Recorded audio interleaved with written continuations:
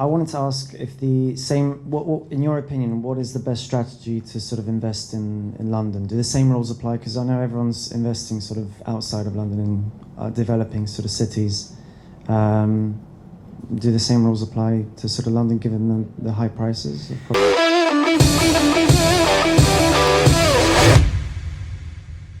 No, I don't think the same rules apply. Yeah, I mean, technically the formulas do. Oh, the formulas, it's just the yeah. valuations are different. So again, it's like then you would look at it on the income basis, because obviously an income. I think the creativity is certain what needs to be different. Like the income could probably be friggin' 5 times what it would be up north.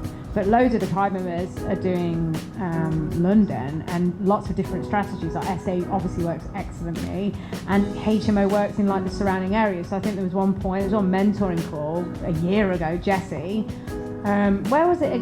Kent or somewhere. We were looking at a hospital. So we just literally followed the formula, didn't we? And within 10 minutes, I found 10 deals next to a hospital. So we just put the hospital postcode in, and within a mile, there was 10 deals all working with the same kind of numbers.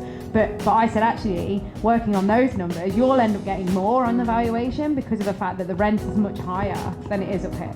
So it's down here. I'm in London right now, right? Yeah, but you need to also get creative, because you've got to think, when something really works, everyone jumps on the bandwagon, and then the increase in London, you know, blah, blah, blah. Yeah, but also that's why doing multiple strategies, yeah, no, it's which true. You'll learn how to do yeah, that but on it's a PwC, shame like, that different. Shane isn't here, because he Yeah. knows more about this thing. But there was someone, or a deal that he's working on right now, there was some kind of building where they're going to purchase the space above the building.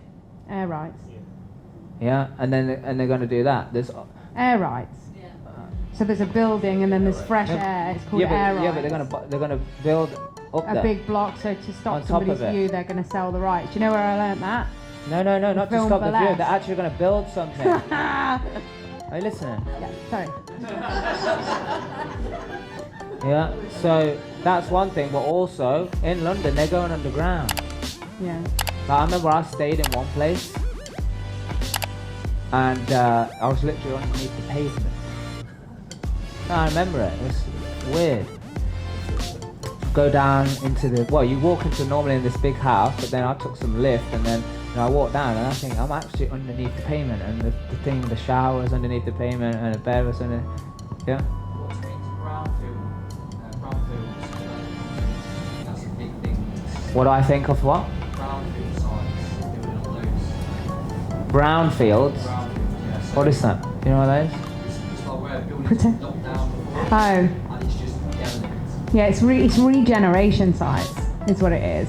And I think that there's a lot of outstanding beauty, culture, whatever, these kind of development sites that they're doing now, which are brilliant. So it's areas of outstanding natural beauty.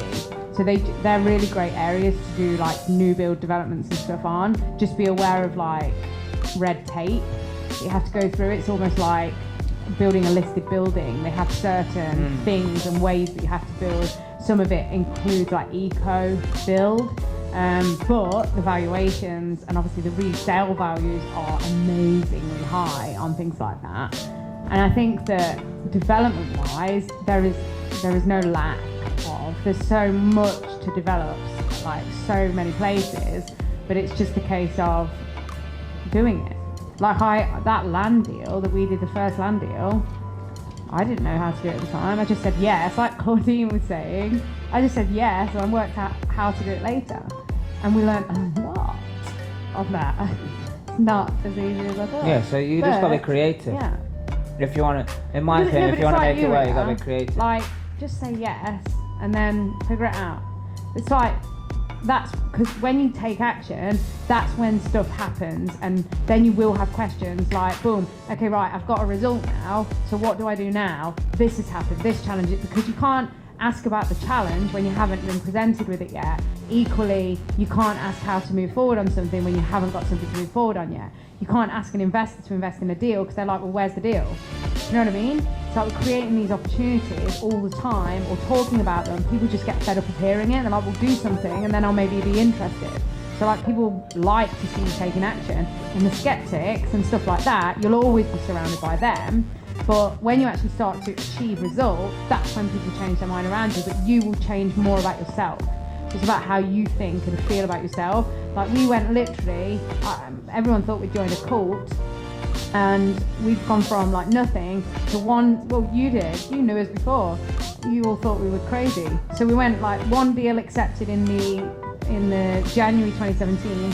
I quit my job after going to Tony Robbins in May, June, and then literally went from one deal to 7 in 6 weeks because I had time on my side, and I was like, right, I have to make it work now because I just made a commitment, so I have no idea how I'm going to do it, but just going to do it. And then literally, I was like, I only have money for one because I'd sold my car and we remortgaged our house and everything to try and put our money in this first deal. And then because we were going crazy and because we were documenting our life online, basically showing people our integrity, our passion, they were like, yeah, these people are going to, this as an investor, I'm talking as an investor now, like watching us silently going, do you know what, they are going to work hard for this, my money is safe with them. But obviously you have to get out there and start showing people who you are and what you're made of and why you're doing it. People don't invest.